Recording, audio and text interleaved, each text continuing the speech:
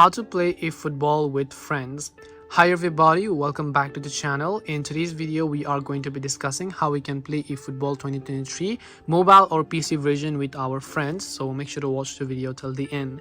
Now you have to understand you cannot play cross-platform, meaning that if you're on a PS4 you cannot play with a user who's playing on mobile or your PC. It has to be a PlayStation user. If you're playing on mobile, it has to be a mobile user with the friend that you're playing with. And after you've done that, you want to simply come to this dream team and then go to this match option, which is dream team match here. Once you're on this page, here you'll find this option known as friend match. You want to make sure to click on the friend match option. Now recently Konami has added this new feature which is called create cooperative matchroom, which means you can play with 3 people in one versus team. So there will be 2 teams consisting of 3 of them each, and you should be able to play them just like we had them on console years ago. Or else to create a single matchroom, which means to only play with one of your friends, you can select create one versus matchroom here, and you can just click the create option.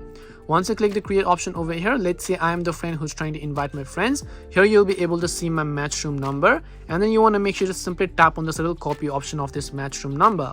Once you've copied a matchroom number, let's assume that I am the friend that someone is trying to invite me to play with them. What your friends need to do is you need to send the code over to your friends. Your friend needs to come to this option over here known as search matchroom, and then they need to simply paste the matchroom code that we copied and sent to them.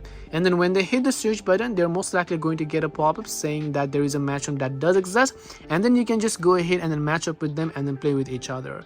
And this way you can play eFootball 2023 with your friends. But as I said, it doesn't work cross-platform. If you're a PS4 user, you have to play with the PS4 user. If you are a mobile user, you have to play with the mobile user. If you have got any questions, feel free to comment down below. Thank you for watching and see you in the next video.